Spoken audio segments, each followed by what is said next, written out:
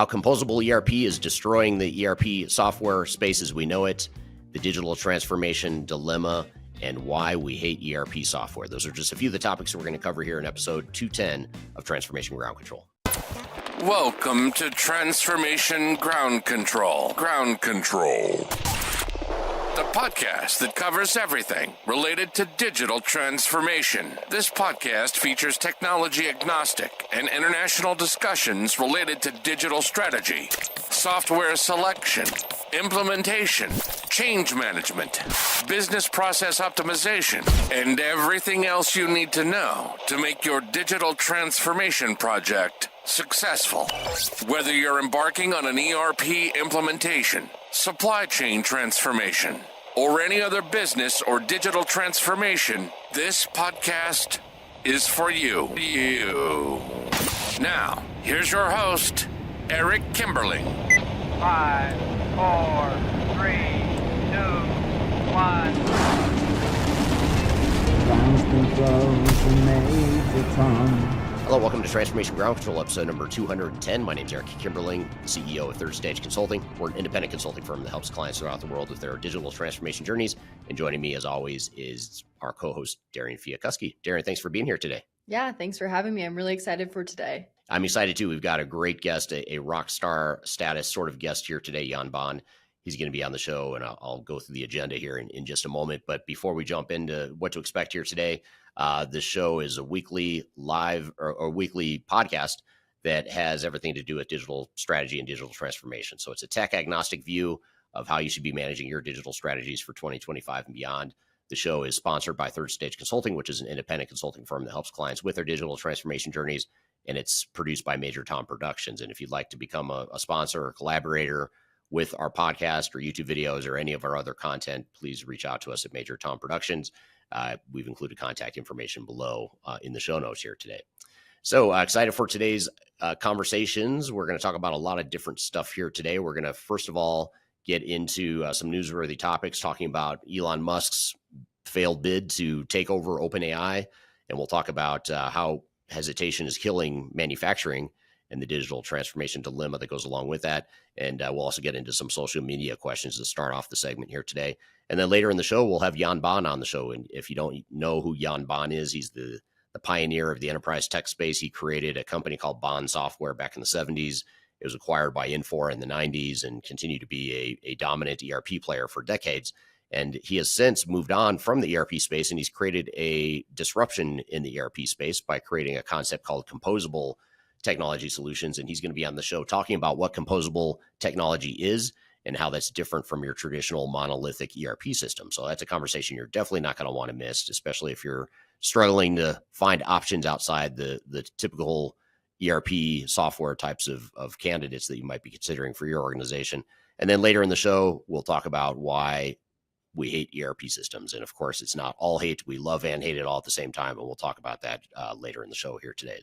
But before we get to all that, what are some of these social media questions we've got in store from our audience here, Darian? Yeah, we've had a lot of great comments and questions lately. I want to get your take on this first one. It's ideally ERP systems would be so flexible that they would behave like bespoke software written specifically for each business. That is not possible, so businesses need to change their operations to match the ERP ways of doing things. Every business thinks they are unique, but they are all doing the same things with minor variations. Businesses need to get over the fact that they are not special. Yeah. Oh man, I have so many conflicting thoughts on that thread or, on that sentiment.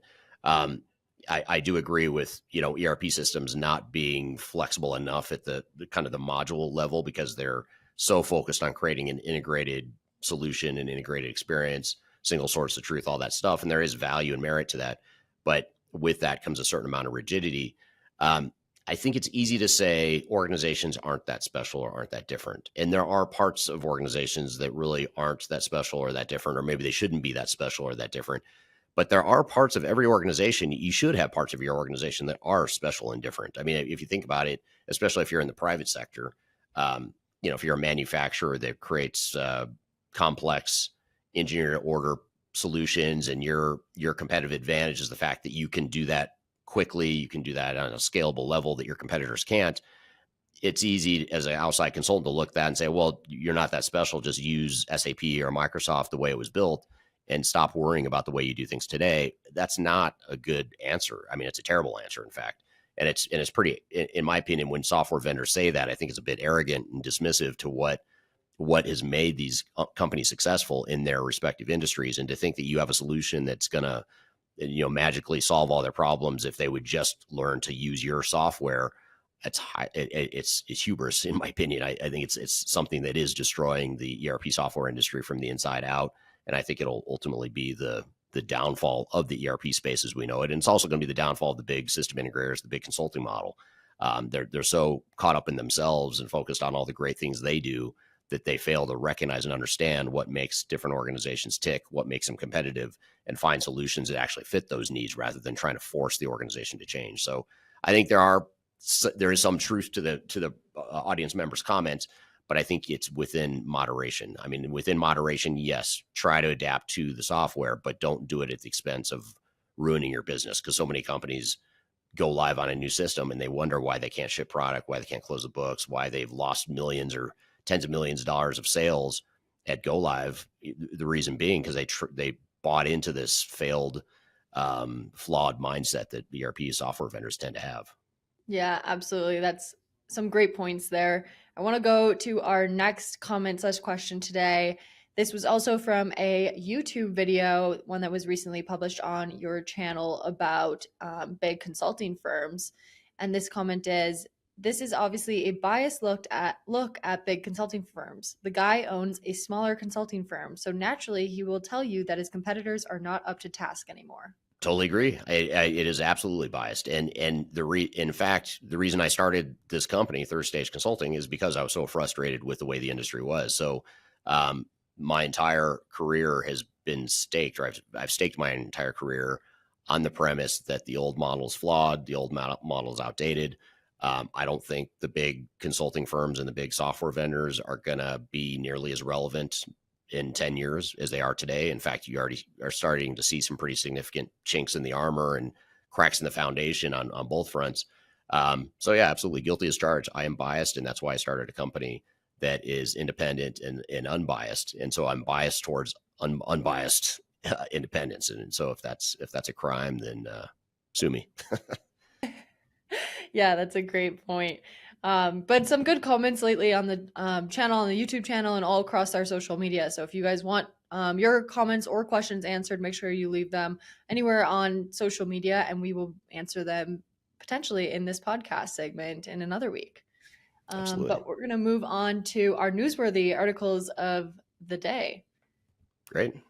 Awesome. So this first one is hesitation killing manufacturing? So this is talking about something that's making big waves in the manufacturing industry, which is digital transformation, or more specifically, the lack of digital transformation in the manufacturing industry. So a recent survey with over 800 manufacturing executives found that 82% of them believe their company won't survive more than 1 to 3 years without investing in IT or digitalization. That's a staggering number, obviously. I mean, 82%, that's a high majority.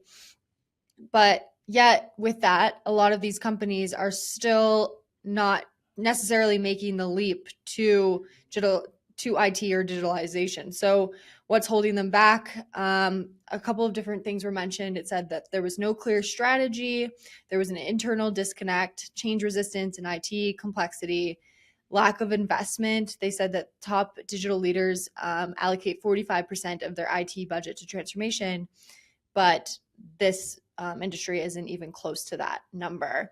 And then 71% of companies also don't have a real ESG strategy, even though regulations and climate risk demand potentially action there. So those are some different statistics on to maybe why this is happening. But 98% of these 800 that were interviewed also said they were looking for new strategies to become resilient, whether by reshoring or using advanced simulations. So what is, I guess, the bottom line of this article? They say that companies that hesitate are falling behind fast, and digital maturity isn't just a competitive advantage anymore. It's essentially essential for survival. So Eric, I wanted to get your take on this. If companies know they need to transform, why aren't they making it happen, in your opinion? And which of these roadblocks do you think may be the biggest issue? Well, I think that's a really interesting article and an interesting series of data points there that I was not aware of. But I'd say that one of the biggest challenges that manufacturers have is, first of all, there's competing priorities. I mean, there's so much changing in the world right now where, companies are still trying to figure out how to shore up their supply chains or pivot in their supply chain management to, adjust to this new world we're in post COVID, post nationalism, post, reversing course on global supply chains, that sort of thing. So manufacturers have other fish to fry. Believe it or not, technology is not number one on most of their lists. And I understand that. And I think that makes sense. I mean, they've got a business to run. So that's part of it is just competing priorities and just the magnitude of change that they're all going through as it is. But the other part of it, I think, that's contributing, or a contributing factor, is the fact that there's so much chaos in the enterprise technology space right now, as far as, vendors forcing upgrades to new solutions and uncertainty around, the capabilities of modern ERP systems and, hesitation in some cases to move to the cloud. There's uncertainty around AI now, so now manufacturers are stuck with, well, do I look at AI? Do I look at ERP? Do I look at best of breed or an MES system to help help automate my manufacturing shop floor? There's so many just different options. I think a lot of manufacturers are getting overwhelmed with the chaos and the noise in the market. And you combine that with the fact that they've got competing priorities. It honestly doesn't surprise me a lot that that's the situation we're in. But I also think that there's a unfounded fear that if you don't automate or go digital today, you're going to be dead in whatever the stat was, 1 to 3 years. And I think that's just, I think that's more than anything a sales tactic or a fear tactic to try and drive more technology sales. But anyway, that's my view. I'm not saying it's right or wrong, but I do understand why manufacturers might be a bit hesitant to go all in on digital technologies right now. Yeah, absolutely. And like you mentioned, along with all the vendors going on, but it's also an issue of IT complexity and how complex everything is within it. Do you think that manufacturers would need a full IT overhaul if they're looking to digitally transform, or can they take a more phased approach to transformation? Yeah, I think you can always take a more phased approach. In fact, it's more, I would recommend that in more cases than not, to take a more incremental approach, because first of all, it's just more realistic with the operational capacity of most organizations.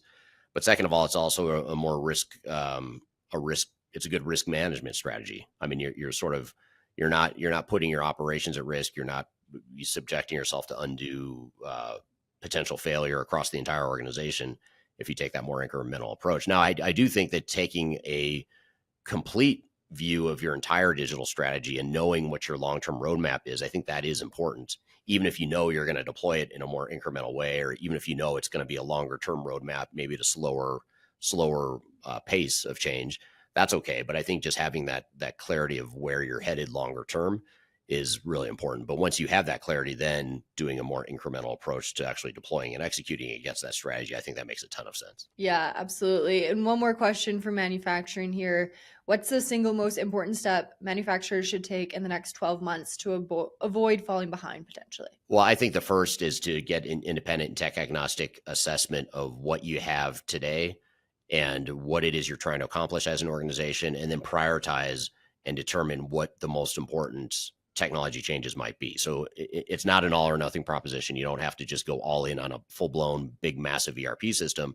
You could decide that there's different parts of your organization where there's more fires burning or more opportunity for improvement, and you focus on and prioritize those areas. So I think just having a clear digital strategy and roadmap and having a tech agnostic assessment and objective assessment of what you have today and where you're going to need to go in the future, I think that's really important. And that's something that companies like ours at Third Stage Consulting, again, being biased because I think having independent tech agnostic providers is in fact a good thing. And if that's a bias, then you can sue me or throw me in jail or whatever. But that is something I think that will help manufacturers and other types of organizations in the future. Yeah, absolutely. I agree. But I want to move on to this next article for today. This is about how Elon Musk bid $97.4 billion for OpenAI was rejected recently. Many experts believe that his goal wasn't necessarily to buy the company, but instead could be a strategic move to influence OpenAI's future and challenge its shift to a fully for-profit model. The key takeaways from this article include reshaping OpenAI's future. Like I said, his bid might have been an effort to increase the cost of OpenAI's transition, making it more difficult for Altman to move away from its nonprofit origins. Also, with OpenAI leading the market and Musk's XAI still growing, this could be about ensuring more competition in the space.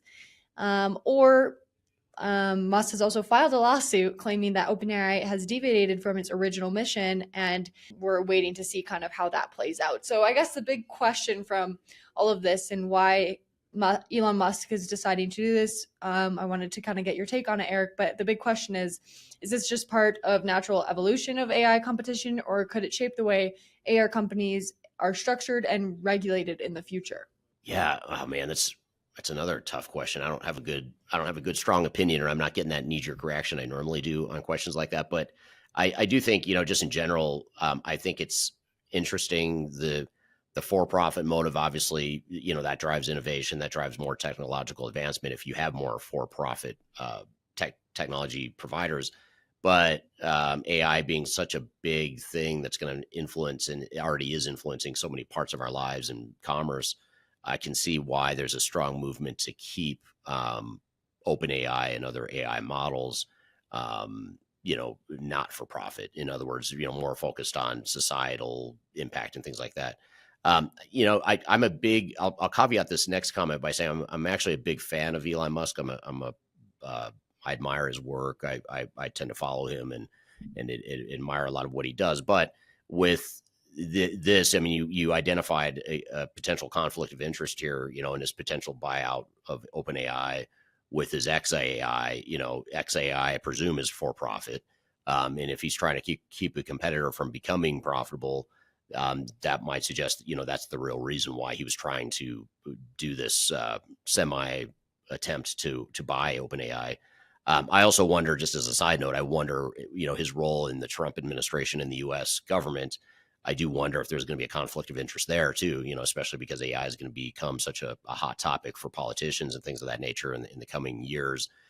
So I think it's something you just have to take with a grain of salt and recognize that he, just like most capitalist people, is going to, pursue his self-interest. And obviously he's very good at it. That's why he's the wealthiest person in the world, is because he's kind of the epitome of capitalism. So you kind of have to look at that and say, well, he does have his own self-interest as well. Is there a conflict of interest there? But as far as whether OpenAI or AI in general should be for profit, or whether it should be focused on society, or whether it should be highly regulated, managed by someone that's not trying to squeeze profit out of it, I don't have a strong opinion on that. Honestly, I think there's too much we have to learn about it before I could have a strong opinion.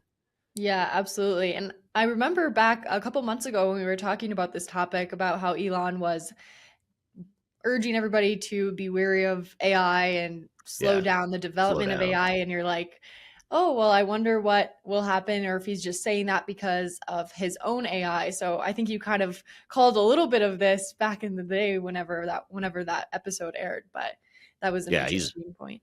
He's a very smart and crafty business person. So, you kind of have to assume that there's something he's doing there that's going to give him some self-interest. But, he also is, like with Twitter /X, when he bought Twitter /X, of course he wanted to make a profit, but he was also doing it because he believed in the platform's potential for free speech, and he wanted to stop the censorship and all the stuff that he perceived to be happening on X. So I do think he does have like his own, pretty strong opinions of how business should be and the way society should be. So I think he does infuse that into his capitalist approach, but to know which he's leading with or which is the driver of this particular case, I don't know.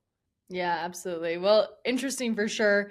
And we'll see kind of how the future of that all pans out. Yeah, absolutely. That's really interesting stuff. Well, good. Well, we'll switch gears, and I'm excited to bring on our guest here today. Baan is going to be on here in just a moment. He's going to be on to talk about composable ERP and composable technologies and how that's different from monolithic ERP. So we're going to have a great conversation there. This is something that's of extreme interest to me, because I do think that this is where the industry is headed, especially with AI and especially with the big limitations and struggles of the big ERP software provider. So I'm curious to chat with him about some of the alternatives in the industry, especially as it relates to composable ERP and microservices and things of that nature. So stick around. We'll be right back. We're going to have Jan Baan on the show to talk about composable ERP, the future of enterprise technology. We'll be right back with more Transformation Ground Control.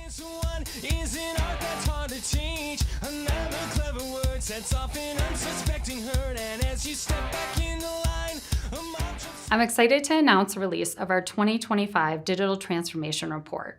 It's available now on the Third Stage Consulting website, www.thirdstage-consulting.com. This report gives you an unbiased, technology-agnostic insight to help you optimize your organization's projects for success. Get your copy today using the QR code in front of me or on our website.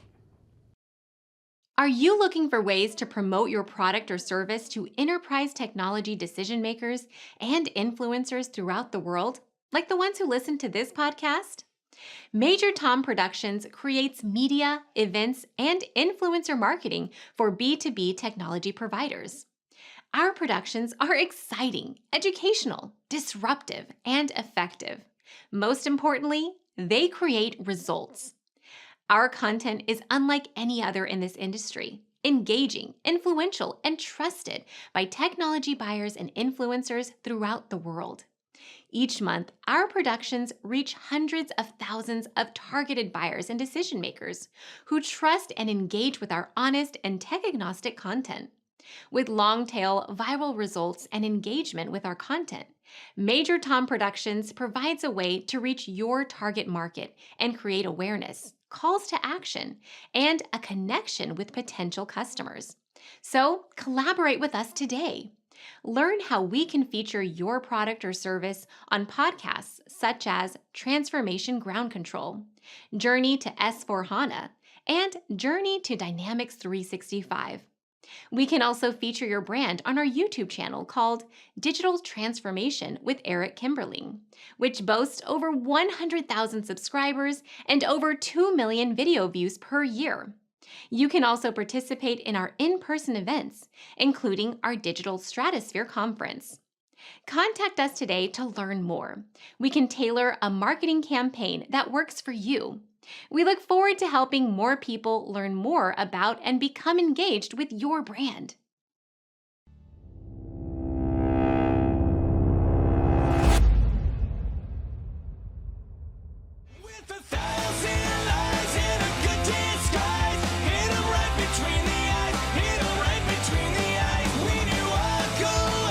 Hello, welcome back to Transformation Ground Control, episode number 210. My name is Eric Kimberling here with Darian Chwialkowski. You can find new episodes of this show every Wednesday at transformationgroundcontrol.com. And this is the podcast that covers the tech agnostic view of digital transformation and ERP and all sorts of enterprise technologies. So thank you for being here today. I'm excited for our guest here today. Jan Baan is the founder of Baan Software. Back in the day, back at the early days of ERP, he started a company called Baan Software, which became the leading ERP provider even before SAP burst onto the scene.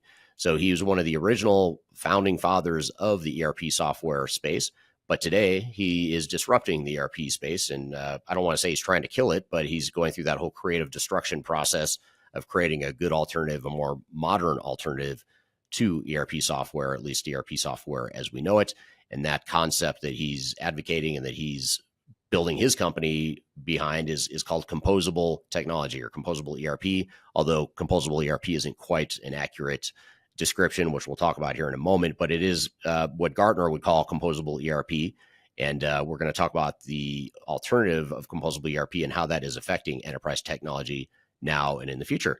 So with that all being said, Jan, thank you for being here today. I started in 1978, 46 years ago, my company, and came by accident involved by ERP. Some people later on we say, is the term okay?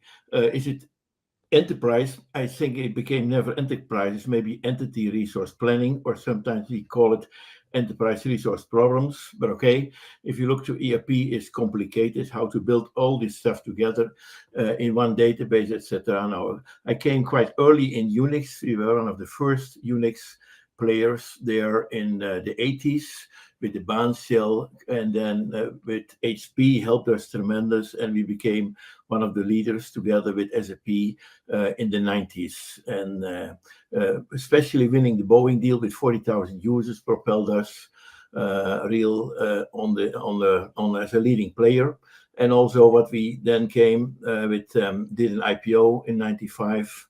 But then the company changed a little. After the IPO, I should say, you see the culture is changing from customer intimacy to shareholders' value. And it became then to a certain point like an institute with 5,000 people, close to $700 million revenue. It was in the 90s. And I came to the conclusion after 20 years, I felt a little obsolete because ERP was never built for the browser. And there it became extremely big, more M&A driven. I quit. I changed my role with Tom Tinsley, a top McKinsey guy, where I was a little in the back end. It still evolved. But then I started again. I came to the conclusion because I invested in two companies, WebEx and Top Tier, two leading companies on those days on SaaS elements. I was the only shareholder, the first shareholder in WebEx. I had 30% of the shares. And in Top Tier, I had a majority share. And there I learned the world of microservices and even what you say, the world of the internet. And there I came to the conclusion, can I not combine this one in the slipstream of ERP? Can I then not bring these microservices together? But I failed because the board was not in favor. Clayton Christensen, your favorite guy, and I like him very much, with what you see in these innovators' dilemma, he's saying then disruptive innovation have no chance in an existing company. And I learned that. And I came to the conclusion I cannot do it, and I quit and I start again with disruptive innovation in what we call in Cordis. And there was a BPM company like what we see like Pega. We focus, instead of a silo, we focus on all the business processes and bring them there together. And that was an important element therein. Okay, and that was quite a big help to understand end-to-end processes. And then you have another view, because ERP is not process-driven. The processes are fed from the logic of ERP, but realize ERP is not built for the processes. They do something to the process, but the process is stored in the concrete of SAP, of the data. And that's the limitation of ERP. And everything in one database, and then you have sometimes 100,000 database tables who are also real conflicting with each other, etc. It became extremely complicated. And that's what we see now. Therefore, it was so difficult to bring ERP to the cloud, if you look to it. Now, so that's more or less what I can do. Should I take a minute out? You can talk a little, and then I try. If I start again, let me do. You can talk, and then that sounds good. And I'll lead it into a question, but I love everything you just said there, and I'll talk for a moment here and see if we can get the video back. He went away. Hopefully he's coming back. Otherwise, this will be a really awkward remainder of our interview here today. But what I was going to say is that what I find fascinating about Jan's background is that he sort of, first of all, he realized the limitations of a model he created back, in the 70s and 80s. By the early 2000s, I think that's the timeline he was suggesting there. By the early 2000s, he kind of knew that there were limitations, and that with the advent of the internet and the way these monolithic ERP systems were built back in the day, he knew that there were some limitations that wasn't going to transcend the post Y2K internet-based world. And so I find that super interesting that he could see that 20 years ago. And I think, there were, people in the industry, I believe, that other people that might have recognized some of the limitations as well. But I think the problem 20 years ago was when he tried this best of breed approach that Jan is talking about. When you try that best of breed approach, and he's back. Thank you. We can see and hear you now. This is great. So I'm glad that worked out. Okay. So this is Jan Baan. He introduced himself, but this is what he looks like. I was just talking about how, it was interesting foresight you had 20 or 25 years ago, that the model you helped create, you recognized that it was becoming obsolete in the post, Y2K world. And I find that really fascinating. And so what is it about, you saw this need over 20 years ago. What is it that's changed in the space now? Like, why do you think composable ERP is a bigger deal now than it was? Now, the question is, composing ERP is not a good word in reality, but I cannot change it. Gartner came with it. ERP can never be composing. Right. It's kind of a contradiction. It's not dynamic. It's not on metadata. And ERP can become composing when it is united with microservices. And that's what we're doing now. And I learned we built ERP, we built composing solutions, but it was in BPM. And it was done on metadata. You bring all this metadata together and have an end-to-end process. But that was in the infancy of the internet. And then I quit again. Chorus became part of OpenText, and I became again, and I moved from PaaS because we built platform as a service, but realized platform as a service is indeed like Salesforce, like ServiceNow is still built in the infancy of the internet, and not in the latest dynamic world. I moved again from PaaS to infrastructure as a service, especially with Google. And there you go in the data-driven, what we say, the semantic data world, and everything is there real dynamic. And these microservices, if you do it with on big data, because realize also ERP is not built on big data. If you change one record, you're out. Now, I built already for 15 years, I'm on big data. And then what you see now, what you do, you bring in everything together. Now, but then you can ask yourself, why should you not build ERP again in the new technology? But it's not so easy because the kids of Google do not understand ERP. Right. ERP is master production scheduling driven, ERP, MRP, and all the logistics are there. The data model is extremely complicated. Now, and don't make a mistake to make it more complicated, to add more things. That's what we're doing today. We go to the cloud, and then you have vendor login. And the vendors like to, they say, do not saying at your service, but they say, how can we milk you? It's the same element, at your service, milking the cow. It's vendor login. And they hope that you do more and that you stay on the foundation of their data model and that you bring all those AI also there. And then you destroy yourself. Now, I should say what I learned from manufacturing, if you build a car, then you have two elements. One element is in manufacturing decoupling, and the other element is in late binding. If you build a car, every 15 seconds, Tesla is producing a car. That means that an hour before you can make every decision what engine should go in. Now, not in an airplane. Then you have a project. But modern manufacturing, what software should be built on decoupling and late binding. And that's what we're doing. And with those two elements, decoupling and late binding, we adopted the input of an SQL database, call it ERP, and we reduce it, we call it sunset, bring it back to the fundamentals. Never do bespoke, because we kill ERP with bespoke. And why should we bespoke? Because bespoke is more human related. ERP is a transaction system. And it's not a BPM system. It's not a case-driven system. This transaction layer have a limitation, and then you kill it and you're out. And then you go to document management. Now, what BPM did, you have two elements. You have a transaction layer, and you have a case management-driven layer. And we call it, we unite them together. Now, that is what we can do today with the REST API. This technology is so amazing what we have today. Now, we can rebuild everything, but you win more on the downstream. It's better to adopt a vanilla system, could be even an on-prem system. Go not too early to the cloud if it makes no sense. Because it is good enough, because the more you go downstream, the more you have a value proposition. And AI is only the downstream. In the upstream, from the legacy system, is too complicated, and there's no need for it. Why should you bring AI in an ERP system? You need it, what Clayton Christensen is saying, the job to be done. Right. And what I learned now, when I started, we went to a silo with 100,000 database. We had 10,000 database, was made more optimized. Now, then we moved in the beginning of the century, what we call two processes. But now we're moving to what we call the job to be done is not a process, it's a workflow. And these three elements are united. And some elements could be in a silo. Some elements you bring it to an end-to-end process, but then in a dynamic way, you go a step further, and then you go to dynamic workflow. And that is this AI-driven microservices. They are like Lego elements, very small components. You build it 10 times faster.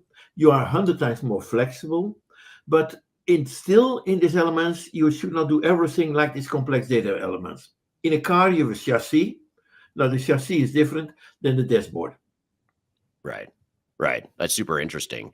And there's so much you covered there. And I love the way you opened that response with composable ERP by definition is a contradiction. Yeah. Composable, it's not composable ERP. It's composable technology, Yeah. which is different than ERP. Yeah, and take it with a car. You have not to go under the hood, but you drive it. Suppose that you did your navigator under the hood and build it. We build it on the dashboard. And if you see the car, under the hood is for the time being good enough. You have four wheels and you have the chassis, and it's not changing. And you have a lot of mechanical elements. But if you go on the dashboard today with the modern cars, you have software. You have electronics, you have software. Now, and even in a Tesla, you have tremendous a lot of old technology under the hood. And therefore, don't make the mistake to make everything modern. Right. It's for the next 10 years, we can deal with these legacy ERP systems. It's like a bookkeeping system on the back end, they're good enough. But don't optimize them, then you kill yourself. And the vendors are not teaching you that. Because they have only one element, you're locked in. And you cannot escape. And the vendor lock-in is a terrible element. Now, what we do with these microservices, they are generated in plain Java. There is no vendor lock-in. And the AI is totally incorporated. We do agentic AI. That's what Clayton Christensen is saying. He never was aware of agentic AI, was not there. But for the job to be done, you take an assistant, and the assistant is your agent. And in tomorrow's world, we bring your assistant with yourself to improve your document-related stuff in the downstream. Mm-hmm. But there is not so much to win in the totally upstream. And that is, we do the same as 40 years ago. All the processes are the same. And over time, they will step by step replaced by small microservices. But we call that sunset. And that should be done in combination. So speaking of microservices, I was going to ask you that as a follow-up. What are microservices and how does that fit into this concept of composable technology? Now, microservices are like Lego blocks, are elements totally decoupled. They are built in the latest element of what we call of the internet. It's what the Dockerization, the containerization. And all the related elements like data are all united and synchronized automatically. Now, if you deal big stuff, you have not to do it. Sometimes it's better to have a central database. But the more you go downstream, then you have 10 times faster, but maybe 100 times more effective and extremely flexible because all the knowledge is isolated in a small component. And you have and also the development is done in an isolated way, totally decoupled. And in ERP, you do everything in a centralized way with hundreds of people, and the learning is 100 times more complicated. Now, microservices are self-learning. You can learn it 1 second before the transaction. Look how complicated stuff we do with social world, etc. We learn it in 1 second. Now, that is because the browser is the core element, and the browser is now was 20 years, 30 years ago related by the human, by the social element. Now, ERP was not built for the browser. There is no social element in it. That means people know nothing what is your Facebook data, etc. It could be maybe nice to integrate it. But we do not understand the job to be done. And the job to be done is an inheriting element of the process of ERP. And then is an executing element in a very small team, or maybe yourself is the best team, or maybe 3-4 people. And those people are no longer belonging to the same payroll. They are in the supply chain. Right. They are dealing in different areas. Now, and what you see now by ERP, you have 2 pipes. ERP creates called the most complex pipe is the MPS ERP data. One times a day, and not only a few people understand that, but it's extremely complicated. And that pipe is dying very soon. But you have a totally other pipe, that is what Gartner called, if you see customer data platforms, we know all the supply chain elements, and this pipe, the social pipe, is coming from this one. Now we are connecting those pipes. And the connecting point is we connect them in big data. We take the Masterwork scheduling pipe, is an SQL database, very old-fashioned. It's all stored in concrete, all this logic is the same. Let's say, the earlier you decouple, the cheaper it is. The more you can build your Tesla car software, the better it is. The same.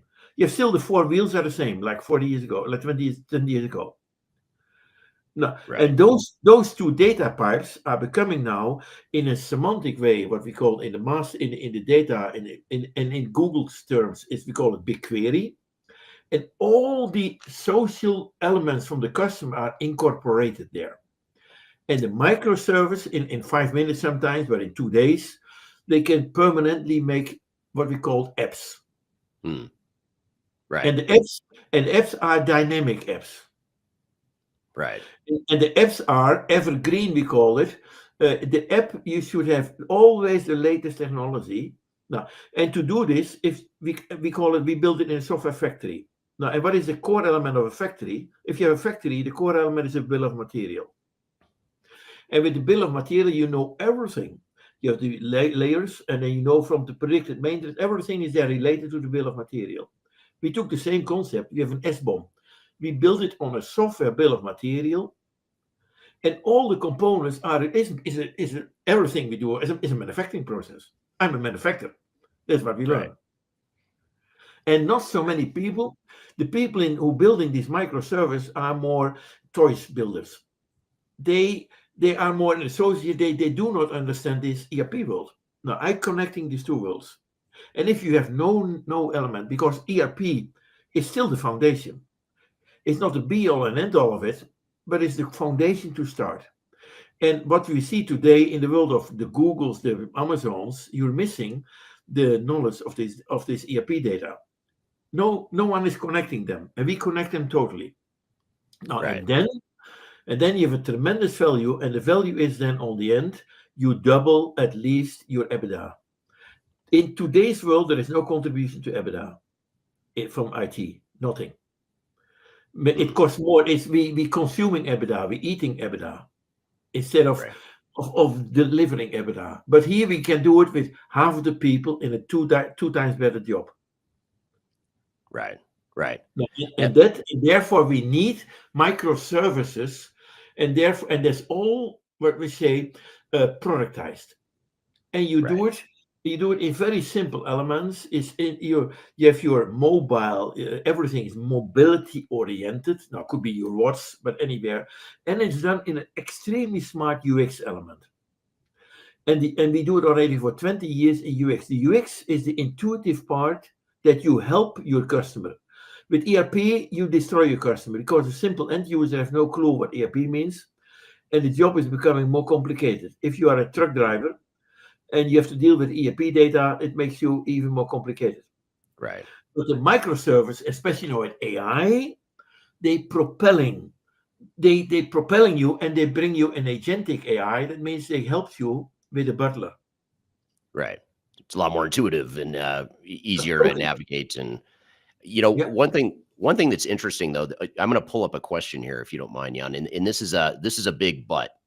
Everything you said sounds really good, except there's a problem. There's a problem in the industry right now, and that is, I'm going to pull up this question here from Graham on YouTube. Graham says, further that question, how does Jan view the role and impact of private equity on the enterprise software industry? And I'm actually going to broaden that question a little bit and say, I'll back up and make a bold statement here that there's a lot of money that a lot of investors, a lot of big tech vendors are benefiting from vendor lock, and they're benefiting from this monolithic ERP model. So there's a lot of money at stake here. There's a lot of private equity money going into the cloud and SaaS model within the ERP space. So how does that affect the viability of the innovative approach that you're talking about with composable technology and microservices? First of all, there's always a problem, but Clayton Christensen already mentioned is what you say. You have I like very much the way he talked over it. Is disruptive innovation is no chance, because disruptive innovation is coming with poor functionality in the beginning, and therefore you stay with the sustainable innovation, who's becoming more efficient innovation, and they're milking the cow. And those companies are making billions of market cap, 10 times revenue. And why is it that a manufacturing company is only making 1 times revenue? And they're making real products. And in software, we're making nothing. They have only skills. It's now even more worse. It's even more worse. All these ERP vendors are nothing compared to the 7 magnificent 7. They have 17,000 billions of market cap. Only 7 companies. all the ERP have only maybe 1 trillion, the Oracles and SAPs. That means they're even poor compared. Now, in tomorrow's world, that is wrong. Instead of 7 companies having 17,000 billions of market cap, it's better to have 70,000 manufacturing companies who are becoming unicorns. Right. Now, that will happen in the future. Now we see we are developing tools, and then we take the money as tool builders. But the money should go to the customer. That's the manufacturer. It's the retailer.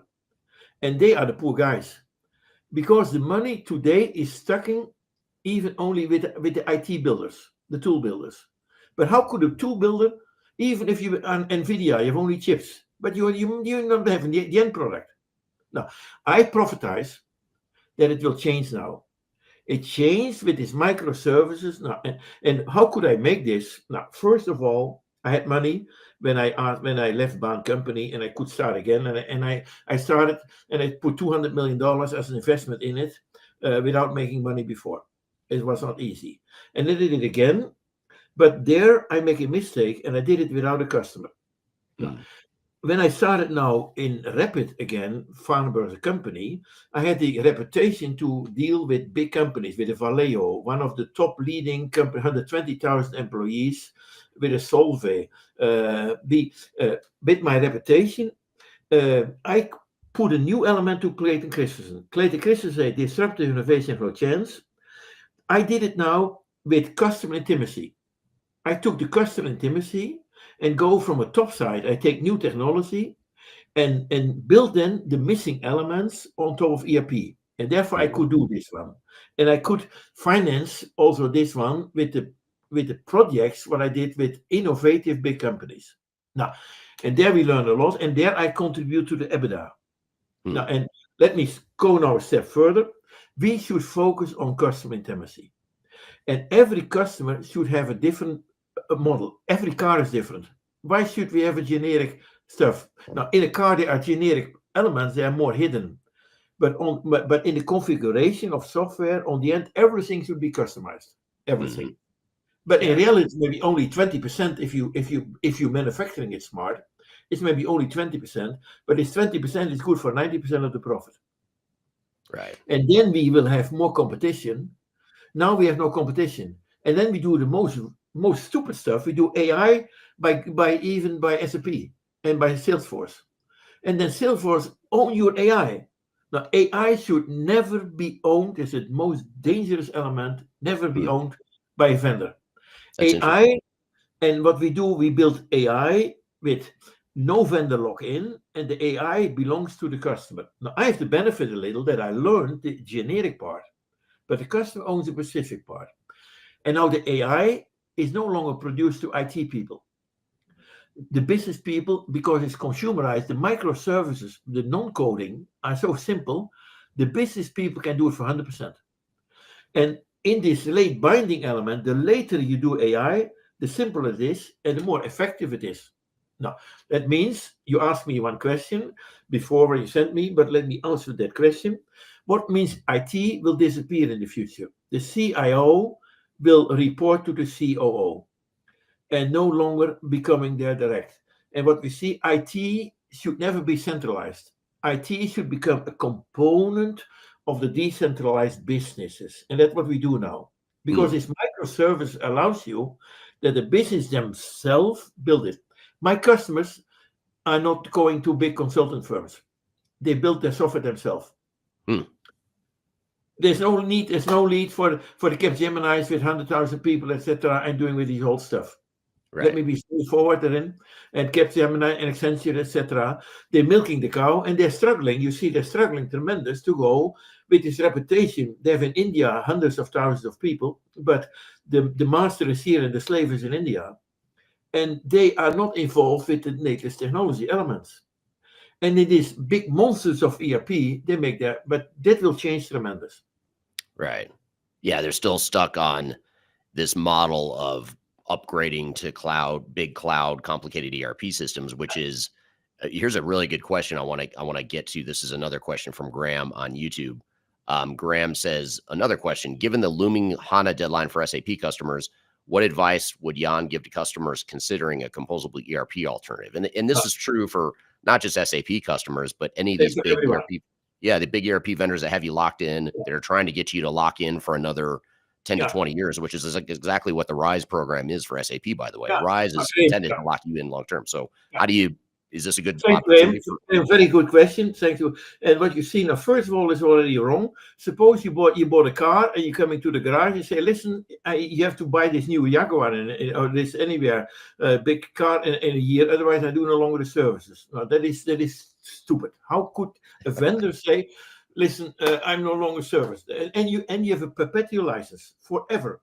Forever, right. You have your license, and you give it up, and you will be milked totally. Because realize, if you come in the cloud, you can theoretically you can stop every day, but the implementation costs are so complicated. You can even maybe once in life you can even step out, and it means every time now they are in the driver's seat, the vendors, to increase every time you cost.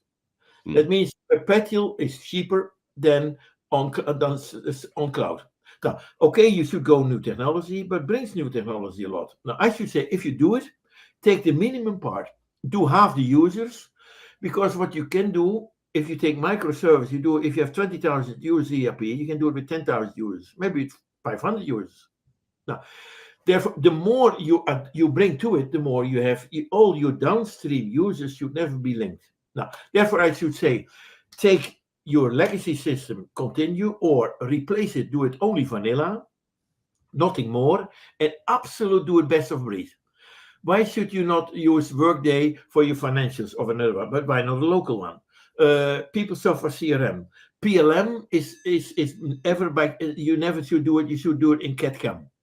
The CAD/CAM players are much stronger in PLM than the ERP players. And PLM is becoming maybe more advanced with CAD/CAM than ERP, if you look to it.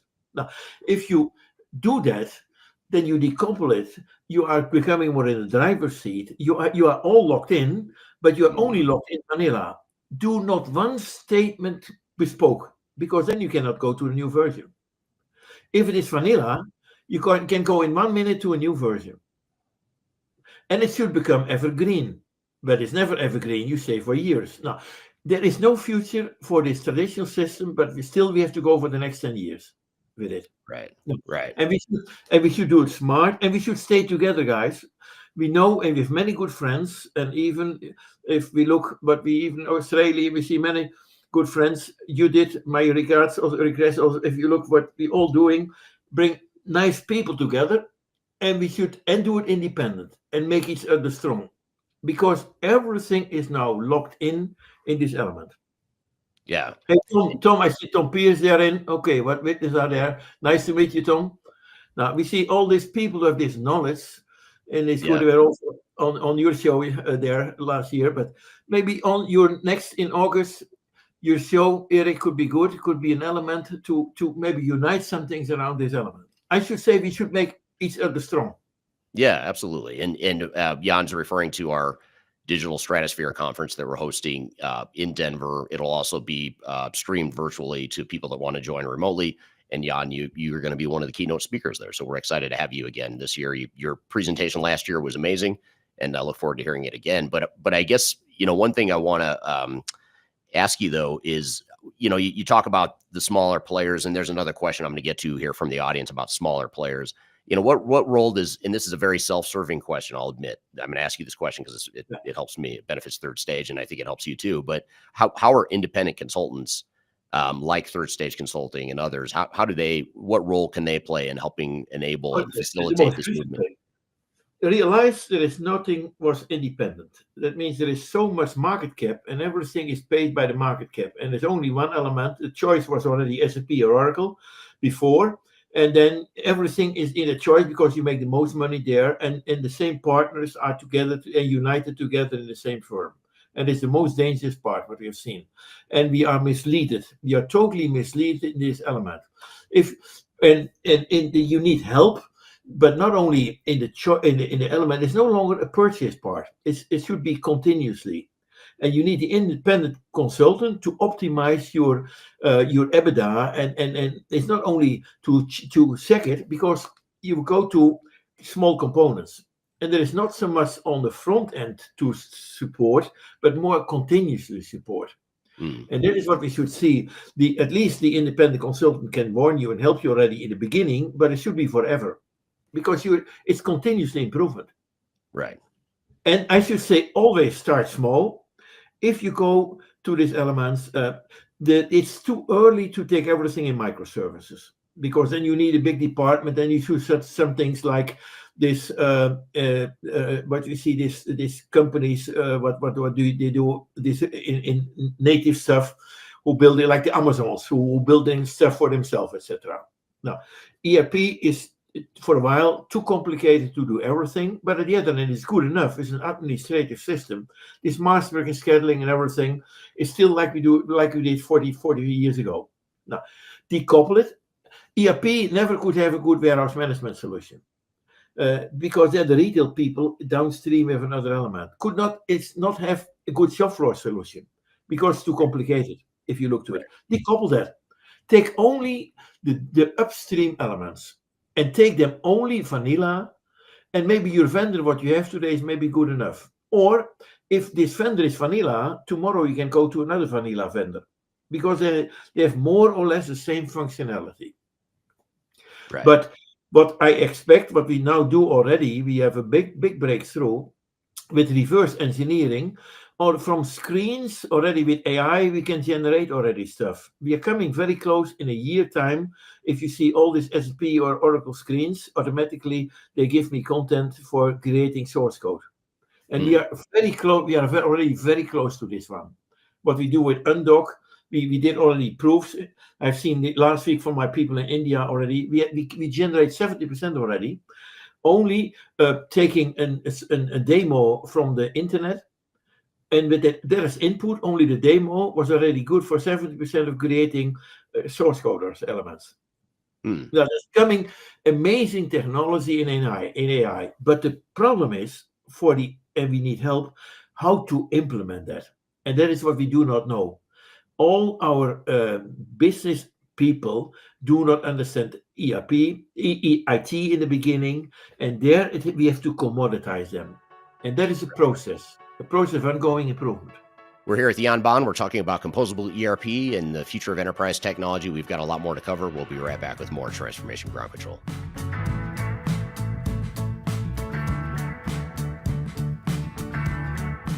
My name is Eric Kimberling, and I'm the CEO and founder of Third Stage Consulting. Before we dive too far into today's content, I want to invite you to learn a little bit more about Third Stage Consulting, who we are and what we do. I've included a link to a video right here that describes Third Stage in a bit more detail. It talks about our story, our history, our philosophy, our clients, our service offerings, and that sort of thing. But in general, what Third Stage Consulting does is we're an independent and tech-agnostic consulting provider.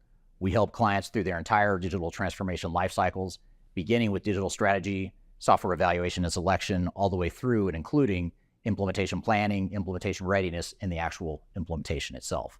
We're technology agnostic, so we only represent our clients' best interests. We do not represent software vendors. But having said that, we work very closely with software vendors, all the leading players that you can imagine we've worked with, both in helping clients evaluate and select them, but also in helping clients implement those solutions as well. So we have a very broad, objective, agnostic view of the market that is meant to really represent your interest as you go through your digital transformation. I also encourage you to scan this QR code right here to get access to our resource center. This resource center has a ton of information, a ton of ebooks that are free. You have access to top 10 software rankings, playbooks for how to make your project more successful, guides to change management, YouTube videos, all kinds of stuff that are going to help you through your digital transformation. So I encourage you to scan this QR code to get access to those resources.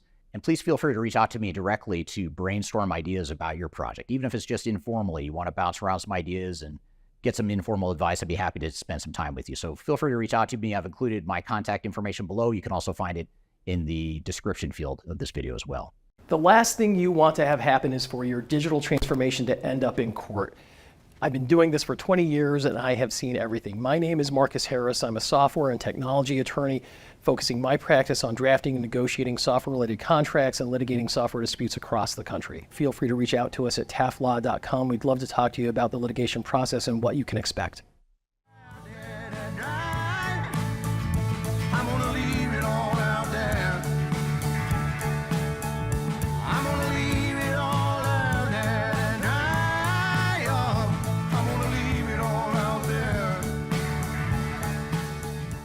Hello, welcome back to Transformation Ground Control, episode number 210. My name is Eric Kimberling here with Darian Chwialkowski. You can find new episodes of the show every Wednesday at transformationgroundcontrol.com.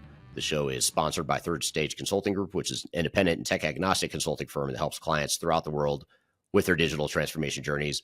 And the show is produced by Major Tom Productions. So if you'd like to become a sponsor of the show or collaborate with us on some content that we produce, feel free to reach out to the contact information below for Major Tom Productions. And we're here with Baan. We're talking about Composable ERP. Let's jump back into the conversation. What do you think which customer profiles do you think are best suited for early adopters of this composable architecture? At least the manufacturing companies, because because the retail companies are already further and they are already in and they have already more AI. The manufacturing companies are extremely interesting. Take only your bill of material stuff and take that, and that means decouple it. Take your Infor is maybe my old Baan product, still even one of the best on this moment. They had a Baan shell and they were native already on the internet. If you look to it now. They were already with the same source code on the internet. Now, those companies are already good enough, but could be also an SAP what you have, take it, but reduce it. If you have now 2,000 users, don't make a contract for 2,000 users, bring it back to 500 users. Right. Then you have more enough. If you bring it back, if now you increase where it is not built for. It's not native built for the internet. It's not big data. It's not containerized. That means it's so old-fashioned. Yeah. Therefore, no, but old-fashioned is not bad for the carrosserie, for the car. That means if it's under the hood, who cares? Right. But don't do it on your dashboard. Right. And what we see now, more the dashboard take it over, and AI is there. Therefore, be careful. Don't change too early, and never be afraid if they don't deliver you. Okay, you should not pay the maintenance. I did with Embraer, a big this builder of these airplanes. We rebuilt with BPM already 20 years ago, and they stopped the maintenance of SAP because if we don't need it's not if we change nothing, why should we pay maintenance? Because we have perpetual license. We have our perpetual license lifelong. And realize if you give up your perpetual license, you give a lot up. Right. Most people are not aware of it, but your perpetual license are lifelong. You have the right to work lifelong with the product you bought. Right. And that's if nothing changed, no, why should you pay maintenance? Well, and that's the frustration I have with the ERP and the enterprise tech space right now. Is you look at, for example, what SAP is doing with Rise. They're telling customers that you have until 2027. Now they're kind enough to extend it to 2030, but they're basically saying you have to commit to Rise if we extend your maintenance and support to 2030. But you're already paying your maintenance, so it's extremely stressful because they make everyone afraid, and the revenue increased tremendous. There's no implementation. It's nothing implemented. It's only they collect only the revenue, and it's 10 times market cap. That means their market cap increased tremendous, but they fall from the cliff. Mm-hmm. Clayton Christensen if you go to the what we see these innovative design, what Clayton Christensen mentioned, to a certain point, like DEC, these companies they fall from the cliff. Digital equipment, is that what you're talking about? This is equipment, the same. If you look at that's the investor's dilemma, the innovator's dilemma. Right. And the microservices were not good enough yet in this disruptive innovation for everything, but you have not to do everything. Decouple it. Right. And we have these APIs to it. These REST APIs are so strong. We have so many strong elements. Now, and we should unite us with many of these independent learners, and they're smart, very smart people in the SAP camp who know so much in depth their business and their knowledge. Now, and then you need only a few guys. You don't need an army of 500 people. Right. You need only a few guys to understand this one. Right. Now, here's an interesting question from Darian on LinkedIn, and I'll have to read you part of it because it cuts off. But Darian says, you talked about microservices enabling real-time adaptability with dynamic apps that are evergreen. Given how static traditional ERP systems are, do you think we'll see a future where enterprises completely abandon ERP as we know it, or will ERP simply evolve into a back-end transaction engine while Exactly. microservices takes over the business But process. it's more important. Now, we have these self-driving cars, and to a certain point, there's like agentic AI. To a certain point, it's not self-driving; it's still a steering wheel. But the car is driving better than yourself. But under the hood, we have still the old stuff. There's still mechanical stuff in the Tesla car. Therefore, you can still, in these elements, you can have an ERP system, decouple it, and it's not, you're right, it's only a transaction element, is so dead like it can be dead. And we talk then over, say, what we call digital stuff is nonsense. On the end, it's only PDF. There's no digital. There's nothing. On the end is a transactional system, and it's dying. The process is dying, and you take it by the end by a spreadsheet, and you continue further. Now, reduce that and accept that.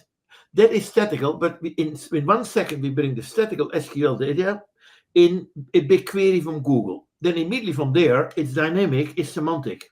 From here, I'm going in a semantic layer, and there we are evergreen stuff. We call it every young. With my S-bill of material, I can take every moment, the latest components.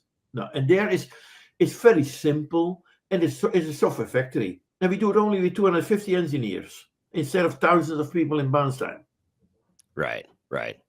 Now, okay, so what I'm going to play devil's advocate for a moment and pretend like I work for one of the big incumbent ERP vendors, and I say, okay, Jan, this all sounds great, but what about that single source of truth that customers want? What about the fully integrated solution? There's no single source of truth. What we call, there's two elements.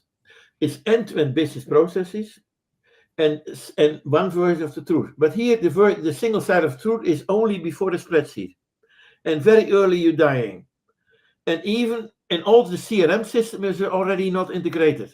And if you take Ariba, you have only one single sign of one version of the truth. Yes, one bill of material. You have one invoice from SAP, from Oracle. The only one version of the truth is you have one invoice. They can send you one invoice and everything is integrated. You can pay one bill, but it's nonsense. There is no single, and there's no one version of the truth, because we go now to the most end-to-end workflow process, and it's still dynamic, and it's still semantic, and still one version of the truth. Now, in this one version of the truth, after an MRP run, one of the data is maybe 1 day old. And on the latest moment, it's 1 millisecond before the transaction. Now, take care, in the downstream, all this Internet of Things elements can be integrated only on the latest moment. You need only 1 second. If you do it in the ERP, it's 1,000 times too complicated.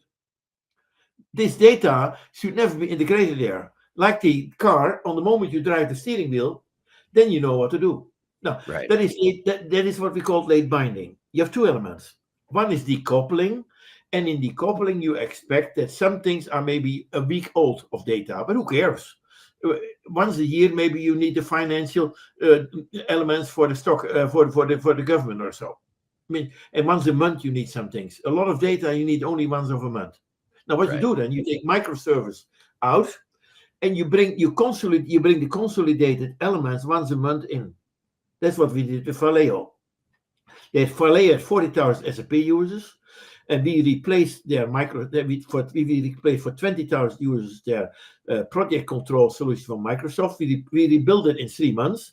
We replaced it, and we built in PeopleSoft. There were some things we did it also with microservices, and we bring then the data back in the ERP system, because realize in ERP you have the broken process, but what you do in Microsoft is not broken.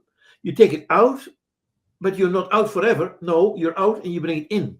You bring the result back. That's the matter of fact. Most people do not understand this.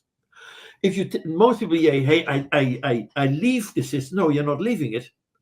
You take the data out, but the result once a month before you do your financial numbers, you bring it only once in the same process in SAP. Right. Now, there is a secret. That is a secret to understand this. Yeah, that makes total sense. And one of the questions I want to ask you too is how do you see the balance shifting between best of breed applications or composable ERP or composable technology and fully integrated ERP suites? How do you see those two worlds colliding or coexisting. Fully ERP is not per se, is not element enterprise resource problems. And what means that what is ERP is too big, it never became enterprise. Even I dealt with Philips, these guys, they had even 60 instances of SAP. Now, what means, then there is even, in Boeing, we had 40,000 people on one instance. It was unique in the world. But in Valeda, many people have 50 instances. Now, what is then best of breed? What is all this nonsense? It's all nonsense. You are misleaded. And why is it? You have dear customer, can I buy for you? No, you have to buy. That means you are afraid. We are so afraid. Now, and on average, the CIOs do not understand the business knowledge. And that's a core element. Aligning IT and business is a crucial part. And this containerized stuff can become in the camp of the business. Right. Now, can you tell us a little bit about, tell us a little bit more about Rappit, if you don't mind. What is the Rappit tool? How does it work? What are some of the use cases about work? Yeah, we started. I started with a lot. I had a third of the shares in WebEx, and with WebEx we came to the conclusion with the two WebEx owners. We built a BPM solution, and in BPM we had end-to-end processes. And Subramin, the founders of WebEx, say, Jan, you are the only one who can bring end-to-end processes, and we have web meetings. Can we not connect them together as a war room? And then you build microservice on it. We did it already 15 years ago, and we call it the process factory. Now, that is what I took in Rappit over. I rebuilt it again, and Chorus became part of open text, and they were not so much involved what we did in this part, and I took it for the third time over. I rebuilt everything in microservices, and this is composable apps. That is what we're having. And what we did in Chorus, we built everything therein, but in Baan we had already a generator. We generated a Baan shell, and I learned that. Now, what we learn now, if you have Mendix out systems, you have a runtime version and you're logged in. And we should not do this. We should generate. Now, what we did, we built a generator to generate Java code from business. And in most times, we can generate 80% already in an afternoon direct. And we can do it direct with the business owners. And then we generate it in plain Java. And we do it no longer in PaaS, that is in platform as a service, the infancy of the internet. I throw everything away, at my knowledge, and I start again and adopted Google. Now, I cannot do 90% more. All those DevOps are all related in this, what we call this Rappit stuff. That means, in this factory, these guys are in half a day, they do more than in 20 days before. And most is generated, but the last mile can be built in Java. And the Java developers don't like low code, because then you are locked in. And on the end, you need still, and Java is one of the most best knowledge for the internet using this one, etc. You generate everything, and from Java you can go to Python. You can combine immediately this stuff to do it. You generate Java, you do the Python stuff yourself, and there are very simple languages. But we increase the productivity of a Java programmer at least by 4 times. And that means we make the Java programmer more productive. And the Java program, and we have then no code, the 2 elements. We have Rappit 2 elements. One is Rappit developer, is generating Java code. And one is the composer element. There is no code. And there you do it in only on the workflow elements, and are totally united together. And you do it there on the workflow element only for business, for the citizen. Right. And there you bring the most of your AI, is the best place to bring it there. Because it's simple. You have not to ask the IT guy, help me a little to do some things. Here, it's like you did in the past with a spreadsheet. If you could handle a spreadsheet, it's good enough to work with this no code. Right. Now, how does this differ from some of the? I'll pick on Odoo for a moment. Odoo is an ERP system, but it's somewhat composable, modular. How is that different? It's not composable. If you pick it's built in a modern tool set, but it's more built still in the infancy of the internet. It's still a transactional system. Right. But much more simpler. It's good enough maybe, and much more simple. If you look to the functionality, and then with microservice together, they like it, not the same, but it could be a very good combination, Odoo and microservices. Because then Odoo could be a good replacement of SAP or Oracle. because in many it's good enough. You have the source code, costs you nothing. Only 400 mil. What is it? 400K or so a month or so per user. It's simple. It means and it's still used everywhere. I like the way they do it with my neighbors from Belgium. We Right. speak the same language a little, but you see, it's coming from Europe. Sometimes we bring good stuff there in. That is more new, but it's not the dynamic part of the microservices. But it's very more easier to do to replace the ERP stuff, in my opinion. Right. Maybe we should combine. Maybe with my neighbor, the combination could be a good one. Yeah. Odoo with Rappit. Is that what you mean? Yeah. Yeah. That makes sense. Well, I respect them very much. I respect them very much the way they do. They simplify a lot of stuff. Much simpler to implement. Yeah. And I think the complication, where there are complications or where there's limitations of a standard system like an Odoo or any system, that's where. Yeah, but Eric, I think you realize they do not the masterwork and scheduling stuff, etc. They do more project or more Kanban project oriented stuff, I should say. Yeah. That means they have chosen and take care. It's not a full ERP stuff. Right. I mean, if you go to the whole, if you have a manufacturing company with building aeroplanes and building all this and have thousands of parts, etc., and where you do your masterwork and scheduling, your MRP run, etc. Who is doing an MRP run? Many people talking manufacturing companies without understanding MRP. Right. But the complexity is in the MRP, masterwork and scheduling element, and then all the logistic. And if you see all those logistics elements running it every day and how to deal with it. Right. Here's a question that just came in. I think it's a good one that's worth noting. This is from Vast CNC on YouTube. Vast CNC says, I'm late to the party, but very interested in this approach. Where can we find more about Rappit? I will send you my email. That means Eric will also, if you go Jan Baan and if you go to my LinkedIn stuff, and even I can give a lecture to you if you like it, because I have to be retired. My 3 sons are running it. I have not so much to say. Only once a year on behalf of the family, we are the only shareholders. But I have time. There also I support Eric a little to do this stuff, and I can lecture you a little to do this.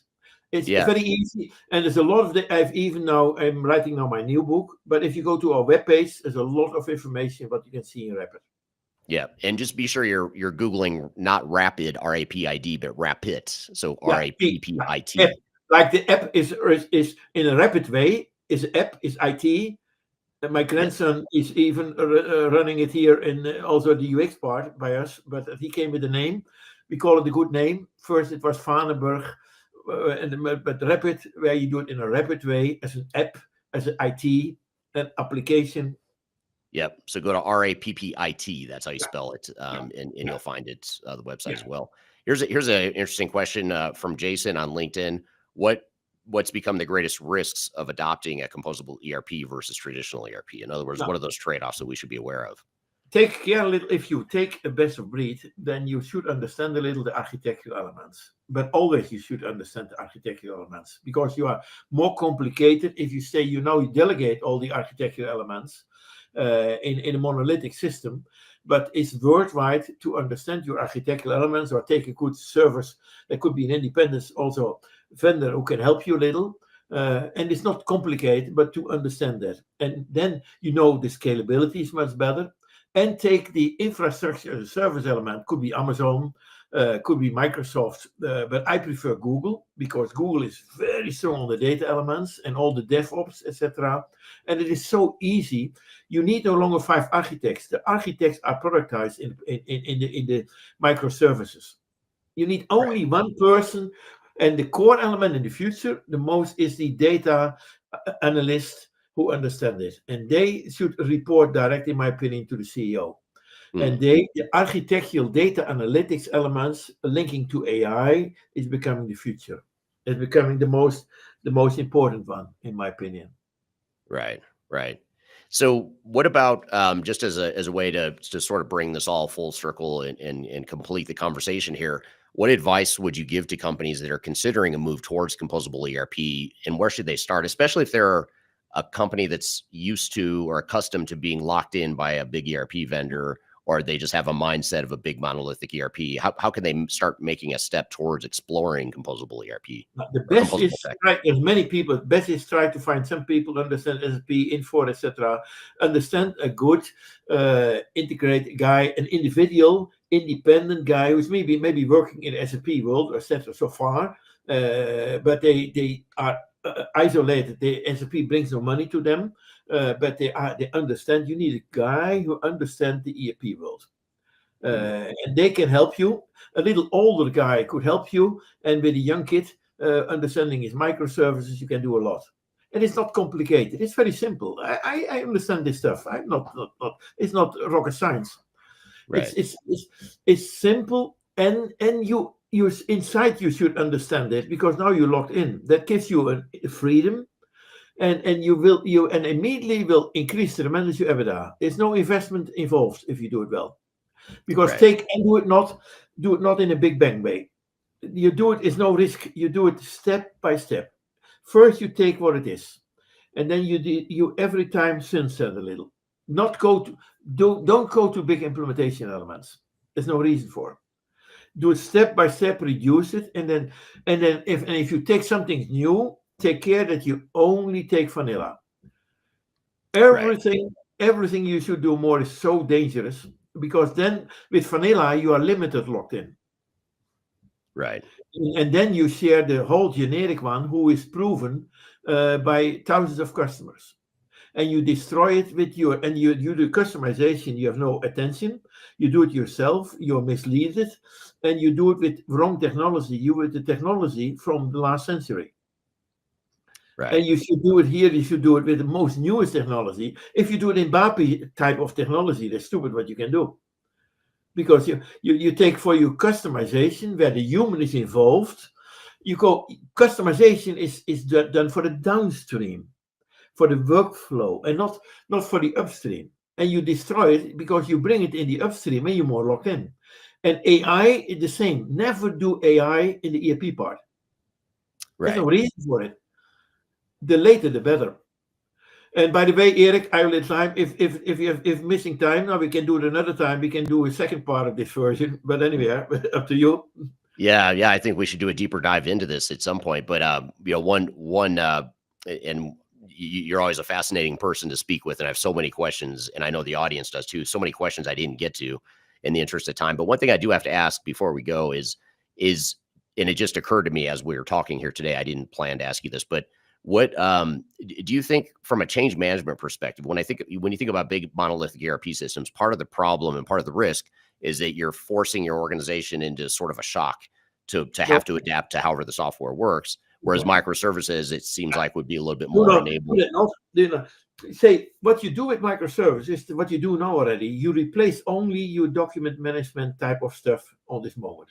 Become familiar and rebuild only and maybe if you look, even if you see with all this email type of stuff now, replace this. And if you look to Microsoft Office, more is like something from and SharePoint.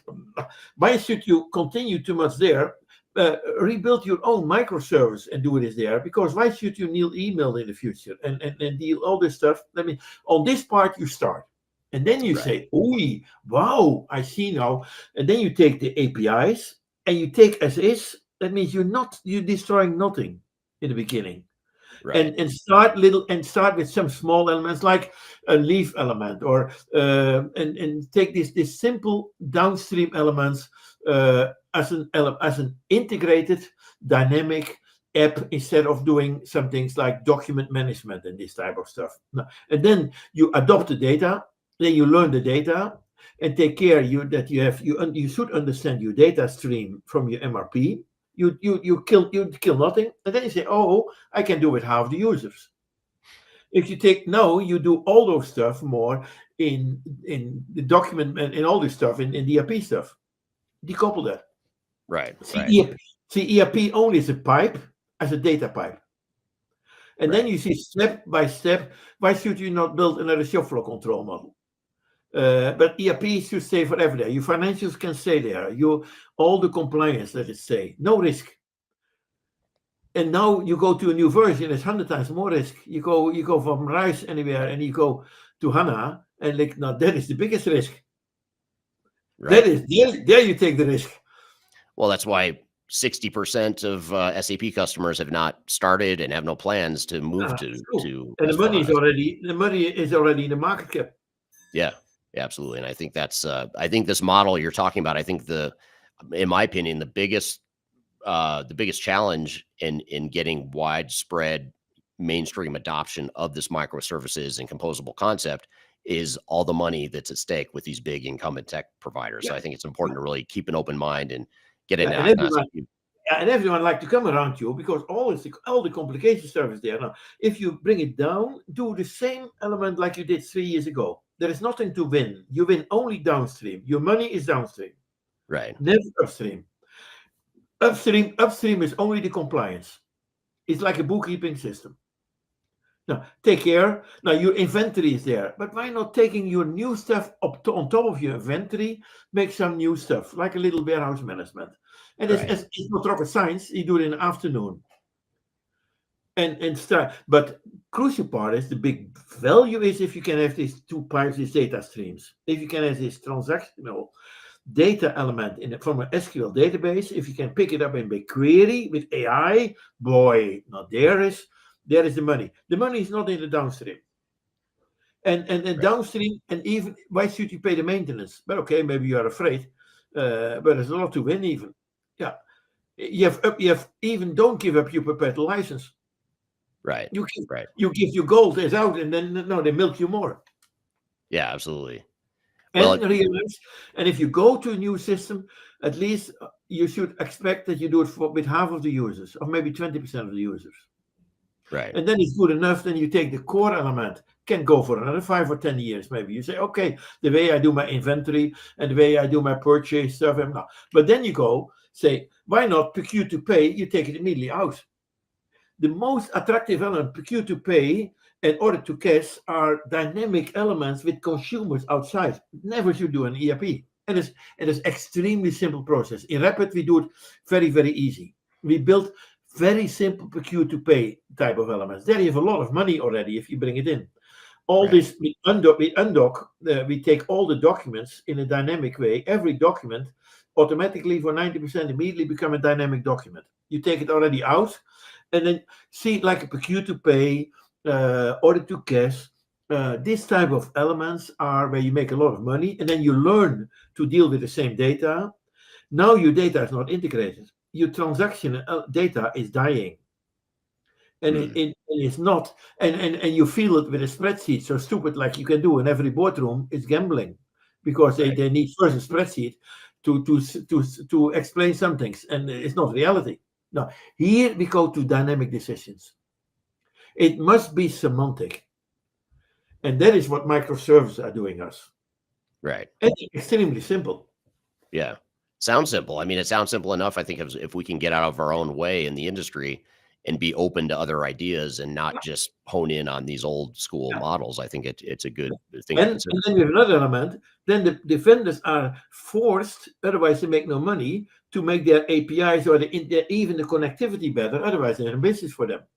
Yeah. We should force them. Now, I can take everything out. We are professionals to bring it out. But at the other end, they should even have to make it more open. But now they close everything. Even in the healthcare, it's more a dramatic element. If you look to these terrible healthcare systems, because all the compliance are still even therein. They misused everything, and therefore they make too much money from the legacy, old-fashioned stuff. Right. Yeah. Yeah. You mentioned yesterday a little. Now, I'm born in ERP. I built ERP, but I'm a little bit you said yesterday, I heard from you, you hate ERP. Now, I hate ERP, and I like it. It's more or less the same.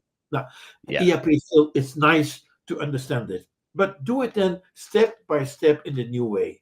Yes.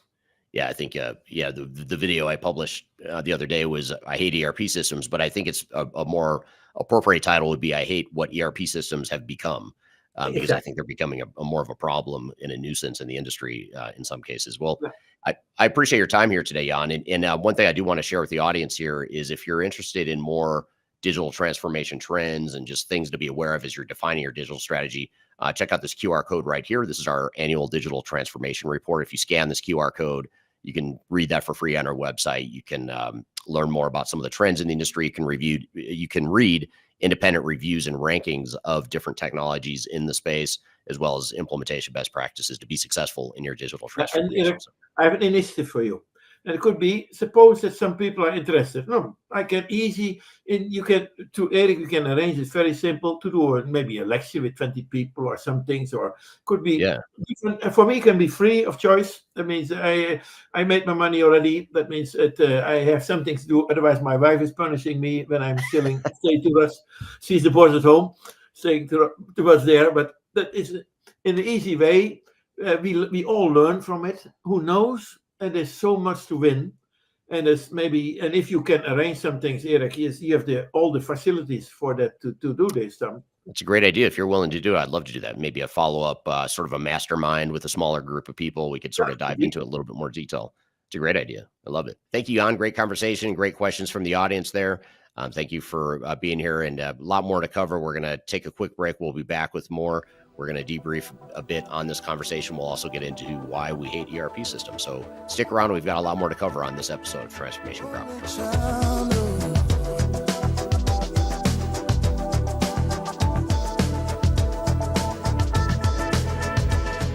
If you are involved in any sort of digital transformation or business change initiative, you will want to download the Digital Transformation Report. With its comprehensive overview of business and technology trends and best practices, this report is a must-have guide for any transformation project or executive team. Download this free report by visiting Third Stage Consulting at thirdstage-consulting.com. You can also visit our website to learn more about us or download independent reports, videos, and other best practices. Again, visit thirdstage-consulting.com today to learn how you can take your transformation to the third stage of success. Are you looking for ways to promote your product or service to enterprise technology decision makers and influencers throughout the world, like the ones who listen to this podcast? Major Tom Productions creates media, events, and influencer marketing for B2B technology providers. Our productions are exciting, educational, disruptive, and effective. Most importantly, they create results. Our content is unlike any other in this industry, engaging, influential, and trusted by technology buyers and influencers throughout the world. Each month, our productions reach hundreds of thousands of targeted buyers and decision makers who trust and engage with our honest and tech-agnostic content. With long-tail viral results and engagement with our content, Major Tom Productions provides a way to reach your target market and create awareness, calls to action, and a connection with potential customers. So collaborate with us today. Learn how we can feature your product or service on podcasts such as Transformation Ground Control, Journey to S/4HANA, and Journey to Dynamics 365. We can also feature your brand on our YouTube channel called Digital Transformation with Eric Kimberling, which boasts over 100,000 subscribers and over 2 million video views per year. You can also participate in our in-person events, including our Digital Stratosphere Conference. Contact us today to learn more. We can tailor a marketing campaign that works for you. We look forward to helping more people learn more about and become engaged with your brand.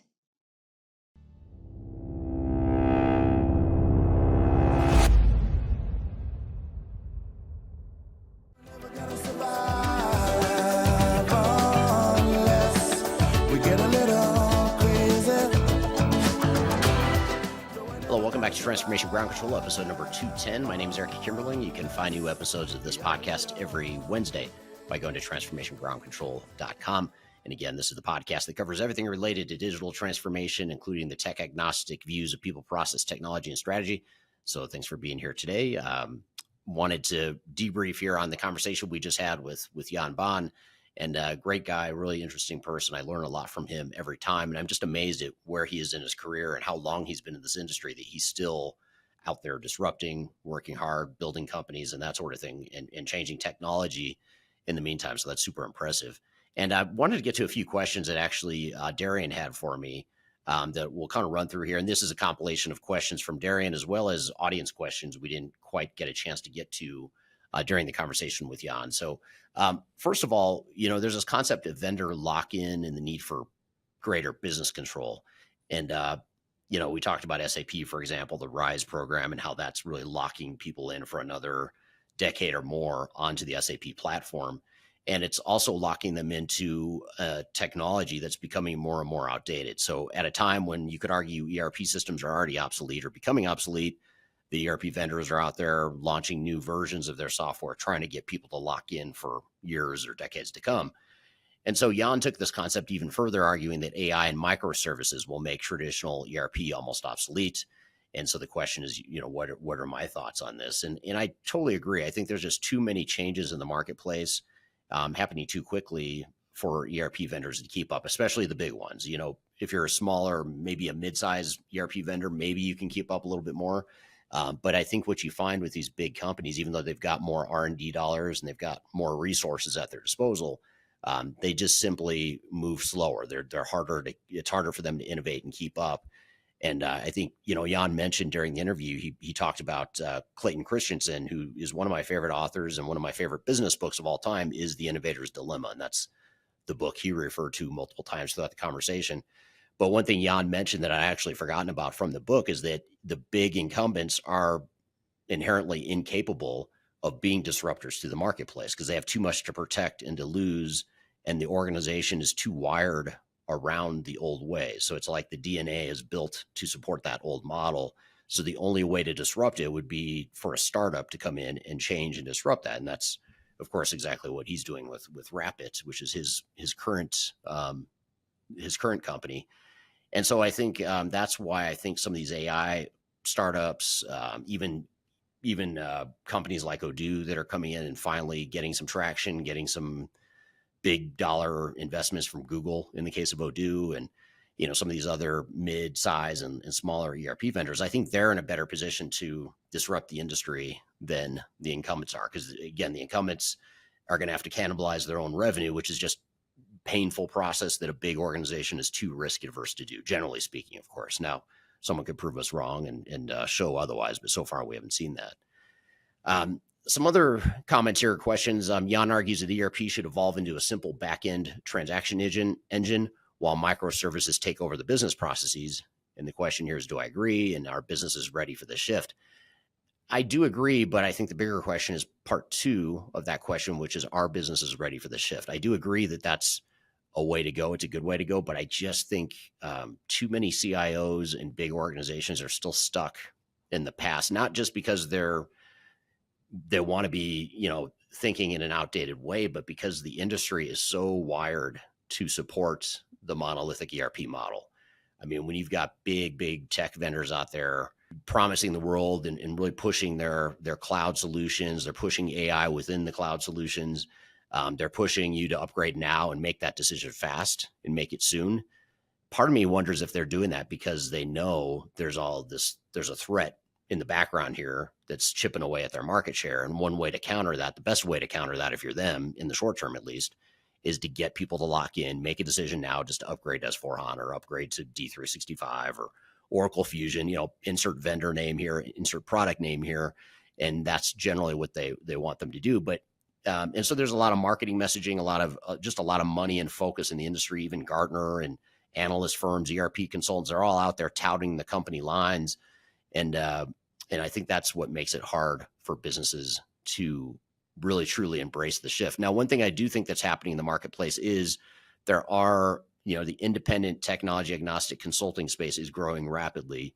And I don't say that just because my company is independent tech agnostic. It's true across the board. I mean, when I started my first tech agnostic consulting firm in 2005, there really weren't literally anyone out there that was focused on enterprise technology that was also independent, because it didn't make sense to do it back then, because it was a lot easier to start a consulting company if you just hitched your wagon onto one of the big software vendors. So now, though, you look up and there's certainly third stage consulting. I'd say we're one of the bigger, more global technology agnostic providers, but there's a lot of, 1, 2, 5 person shops out there that are independent tech agnostic. On LinkedIn, I see at least a few times a month people in my network who are starting a tech agnostic consulting firm. So I think the tech agnostic movement is definitely gaining steam. And I think that's going to help a lot, because I think people are starting to wake up to this model, knowing that not just the technology is outdated, but the way the ecosystems and the industry is built is flawed, inherently flawed as well. So I think businesses will be ready over time. I don't know that they're quite there yet, but slowly but surely, more and more of them are starting to come around. He also, Jan also criticized SAP's RISE program, saying it's designed to lock in customers for another 10 to 20 years. I've also warned about vendor lock-in before. And so the question here is, what advice would you give to companies feeling trapped by SAP, Oracle, or other ERP giants? And I'm going to simplify this and make it really easy to understand. All you have to do to SAP, Oracle, Microsoft, whoever might be trying to force you to upgrade, is just disregard their timeline, honestly. Like if they're telling you have until 2027 or 2030, whatever the date is that they're telling you they're going to cut off support, you sure take that into consideration, but don't let that drive your decision. That should not be the number one reason you go through this project. The number one reason why you should go through digital transformation is because your old system's outdated, it's inefficient, it's costing you too much, it's not allowing you to scale, it's inflexible. Those are reasons to change, not because your software vendor tells you have to. If your software vendor, if you have to let down your software vendor and tell them, go pound sand, we are not upgrading now. And if they happen to cut off your support, which I question whether or not they really will, but if they do, there's third-party options out there. Worst case scenario, if you had to maintain it yourself for a certain period of time, it's not the end of the world. That risk is probably a lot lower than prematurely going through a digital transformation that you're not ready for, you don't have the budget and resources for, and/or you can't justify, and/or upgrade to a system that doesn't make sense for your long-term needs. So those risks are much greater than the risk of losing support. So I think you just have to put it all in perspective. Vendor wants you to upgrade. Vendors are going to cut off support. It's a crappy thing to do on the vendor's part, in my opinion, but it is what it is. So look at yourself as a business and decide what you want to do and do it. That'd be my recommendation. And hire a company like ours, Third Stage, whether it's us or some other consulting firm that's tech agnostic. They're not affiliated with these software vendors. Get those people to help you. That's what we do. We help clients out of these jams all the time, and I enjoy it because I think the clients should be the ones in charge here. The clients should be the ones determining what the timeline is, not the software vendors. I think it's ridiculous that software vendors are giving any sort of ultimatum or timeline. I think it's absolutely reckless. It's unethical. I hope someday it's illegal, but it unfortunately is legal right now. But that's just my own commentary there. Last question here from this conversation, and then we'll move on to our next segment. But the last point here is Jan believes manufacturing companies are the best fit for Composable ERP because they're further behind on AI adoption. Do you see that trend in the clients you work with? I do think that manufacturers are generally further behind the technology curve than other, more, technologically savvy companies. And that's fine. I mean, that's not their industry. They weren't built and they didn't become successful because they're good at technology necessarily. They became successful because they're good at manufacturing and delivering a product or service that their customers want and need. So it would make sense that they'd be a little behind. And I think manufacturers also, they're capital intensive. Typically they have other resources that are competing, that they're competing with. And so I think that is going to make them fall further behind on the tech curve. And I think that's okay. I think the key is just to recognize where you are, be realistic about where you want to go, whether it's with AI or composable technologies or cloud solutions, whatever it is, just making sure you've got a deliberate timeline that makes sense for your culture and for your organization. I think that's the key thing there. So I want to play you this YouTube clip here. It's from my YouTube channel where I talk about my love-hate relationship with ERP software. Let's roll this clip, and then we're going to come back and talk about, why am I so jaded at this point in my career? B, why am I still in this industry? If I have this love-hate relationship with ERP software. So we'll cover those among other questions here in just a moment. But first, let's roll this clip of why I hate ERP software. I've been in the ERP software space for about 25 years now. I started at PricewaterhouseCoopers back in the late 90s. And over the years, I've done everything from SAP consulting to Oracle consulting to Microsoft to other types of ERP systems as well as a lot of ERP software selections and evaluations and implementations. And over the years, I've learned to love and hate ERP software. I love the potential of ERP software. I love the fact that it can be a real game changer for organizations. But what I don't like about ERP is that it can be super costly, super expensive, super risky, and super disruptive to organizations. So what I want to do today is share with you the reasons why I hate ERP software, with the ultimate goal of not just venting to you, the audience, but also to share with you some tips on how to not become jaded like I am and not to dislike ERP software and actually turn it for a good thing for your organization. Before we dive too far into today's content, I want to share a little bit of information about Third Stage Consulting and who we are. Third Stage Consulting Group is an independent technology agnostic provider of consulting services to help clients through their digital transformations. We help with digital strategy and software selection, as well as implementation planning. And during implementation, we provide services related to program management, organizational change, business process improvement, as well as enterprise architecture. These are just some of the services we provide. We have offices in North America as well as Europe and Asia Pacific. So if you'd like to learn more, I encourage you to check out our resource center, which includes a number of resources that will help you through your digital transformation, and you can access that for free using the QR code here or the links below. You can also reach out to me directly if you'd like to discuss your digital transformation and brainstorm ideas on how to improve where you're headed on your journey. Now let's jump back into today's content. The first reason why you may not like ERP software like me is the fact that a lot of ERP systems, if not most of them, are monolithic and cumbersome. And what I mean by that is they're outdated. They're big, large, transactional-based technologies that are meant to house a lot of transactional information. It's meant to integrate data and workflows across organizations and different workflows. But at the end of the day, it's very difficult for these big, massive systems to keep up with the changes that most businesses require. Now, software vendors listening and other consultants in the space might argue, well, but these big software vendors have a lot of R&D dollars to invest in making the software better. And that is true. They do have a lot of money to invest in new technology. But the downside is that these technologies simply cannot change fast enough to keep up with the changing dynamics of the world around us. And this is especially true for organizations that are going through their own unique individual changes. It's quite literally impossible for any organization to continue to grow and change and evolve as it needs to, and for the ERP system to keep up with that change. So these are some of the challenges that need to be considered, and that fact that a lot of ERP systems are monolithic and cumbersome is something you should keep in mind and make sure that you're considering or evaluating as part of your ERP software selection process.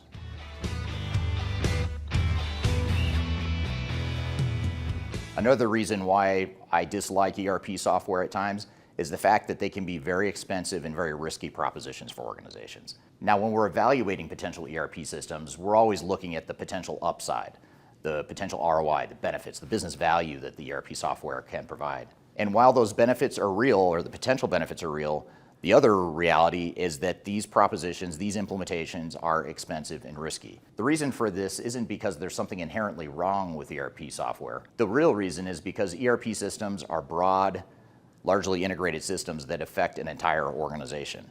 So in other words, you're not just putting a small part of your business at risk. Chances are pretty high you're putting your entire business at risk, or at least a large subset of your organization. And that's both the blessing and the curse of ERP software, is that they're fully integrated systems. They can handle end-to-end business processes and workflows, but the downside is now you're putting those end-to-end business processes and workflows at risk. If there's a problem with the way you've implemented the solution, it becomes much more than a technical problem. It becomes a budgetary problem, because you're likely to spend a lot more time and money getting the system to do what you want it to do. But perhaps even more importantly, you're also putting your operations at risk. This is a dirty little secret that the industry doesn't like to talk about, but the reality is most organizations lose a lot of money, not just in the money they spend on investing in the implementation, but in the operational disruption that happens after implementation goes live. According to our research, just over 50% of organizations that implement new ERP software experience some sort of material operational disruption, meaning they can't close the books, they can't run payroll, they can't ship product, or some other major showstopper for their operations. And these disruptions cost a lot of money. In many cases, these disruptions cost exponentially more than the actual implementation itself, and that risk and that cost is something that's very real and needs to be considered, and that's a reason why ERP systems have such a bad rap in the industry today.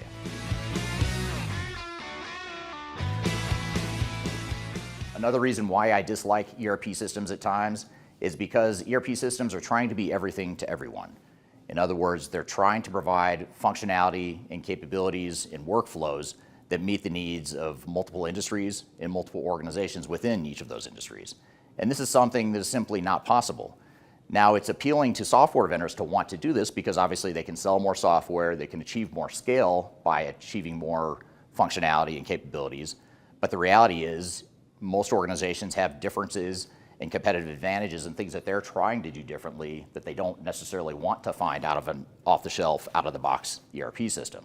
Let's take an example to talk about how an ERP system runs into constraints in its own functionality when you look at different types of organizations. Let's just say you have a retail organization where you're selling high volumes of product to your customers. That is a distribution volume-based game that requires certain types of business processes that are very unique to the retail industry. Let's compare that to a complex engineer order manufacturing organization that makes really big, expensive, low volume, complex products. That's a very different business model, a different set of business processes and workflows and data requirements that are very different than the retail example I gave. But yet, most ERP vendors are trying to sell their software to these multiple disparate industries. And even if you find a solution that's focused on just one industry or a small subset of industries, even in those cases, you find that your needs and your competitive advantages are going to be different than your peers. Not to say all of the functionality is not a good fit for you, but chances are pretty high you're going to have trouble fitting into an ERP system that's trying to be everything to everyone. So that's one thing to consider, and that's one of the big limitations of ERP systems, is that they simply cannot be everything to everyone across multiple industries.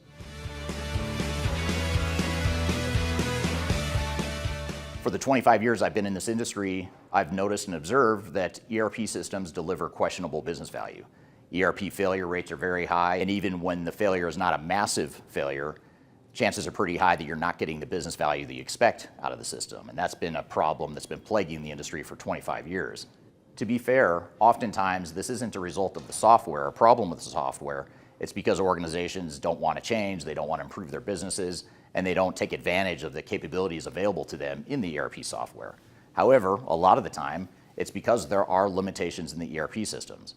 There's complexities in the system, there's functionality that is too cumbersome for the organization, or just simply the organization runs out of budget because the initial implementation was so expensive that they didn't get to implement all the modules that they needed.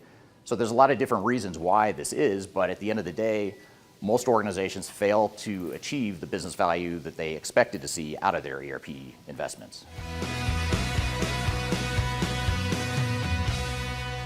While ERP customers oftentimes struggle to get the business value they want out of the system, there's two parties in this whole thing that are almost guaranteed to get business value out of ERP investments.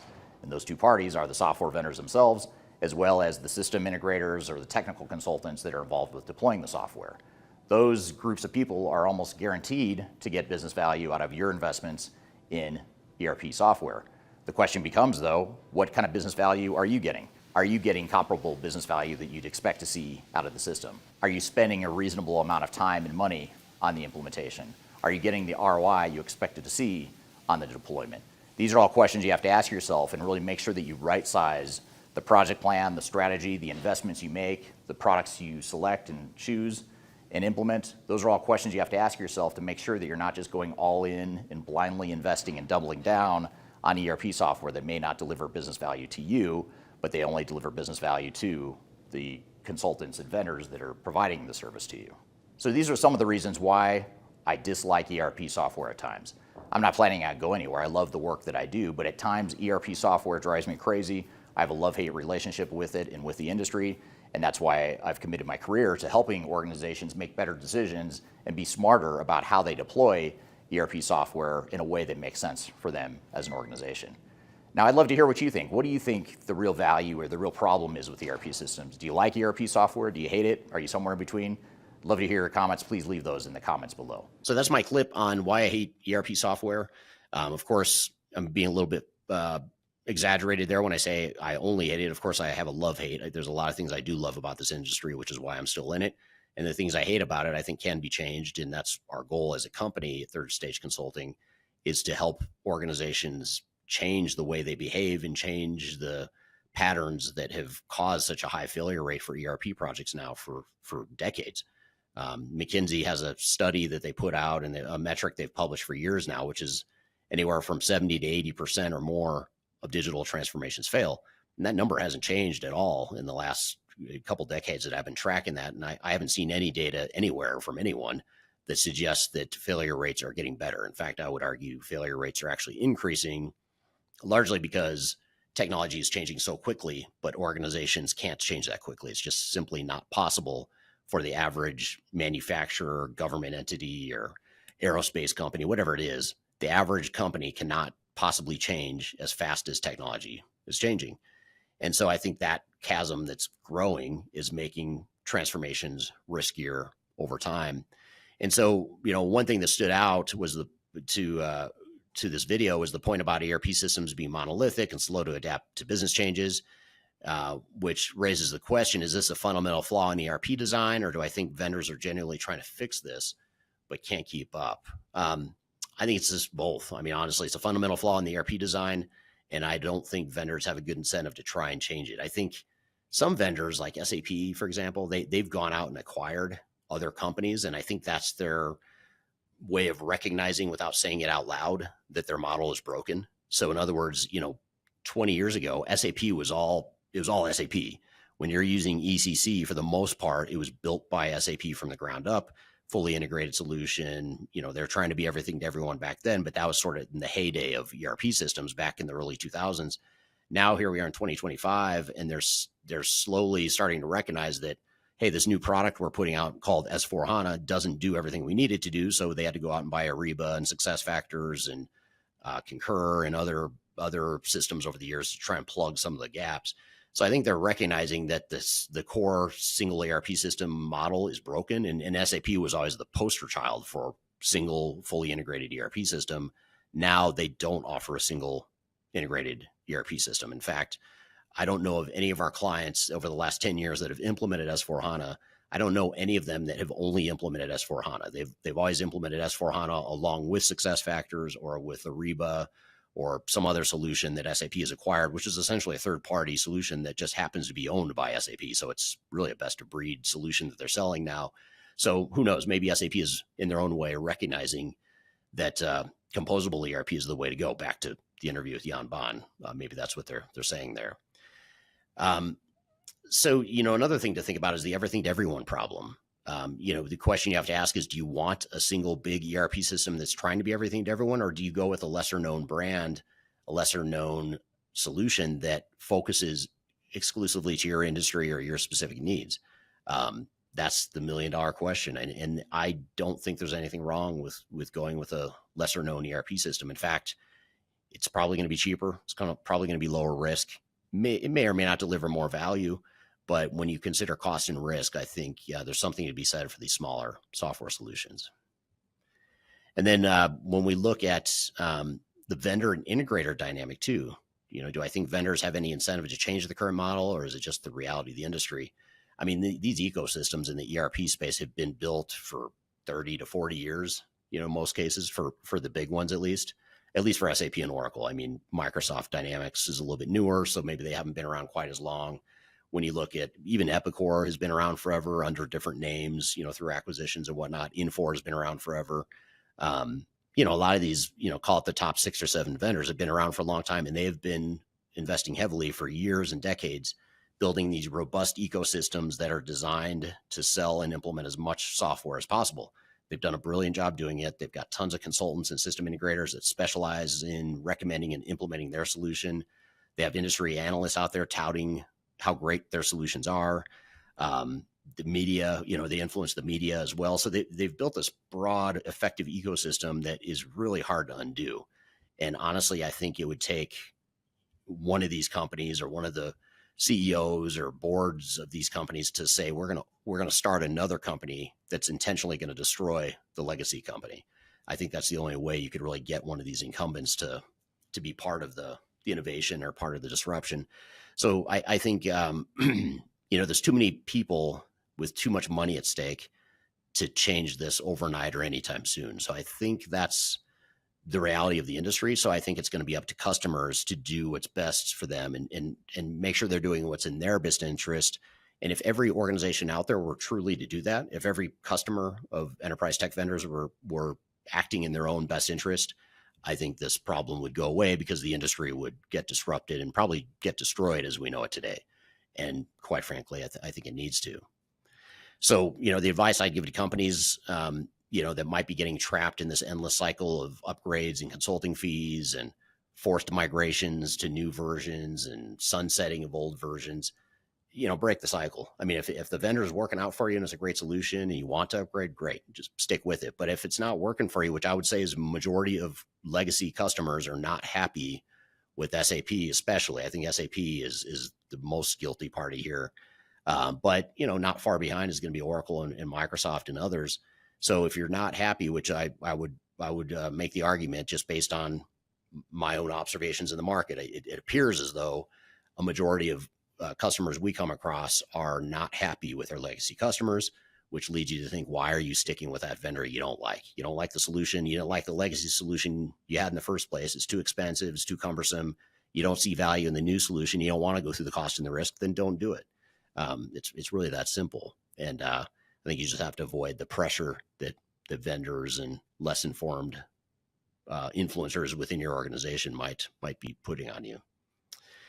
And then last, if I had to design a ERP system from scratch today, I don't know that I would design an ERP system, to be honest. I'd probably design more of a best of breed or more of a focused solution, sort of like what Workday has done, or Salesforce. I think they did a great job. I think that's sort of the future, is seeing more companies like Workday that focus on HCM, or Salesforce that focuses on CRM. I think that's probably where we're headed in the future. And I think we'll see more of them. I hope we see more of them, because that competition is a good thing for the industry. So just some food for thought there as you're considering your digital strategies for 2025 and beyond.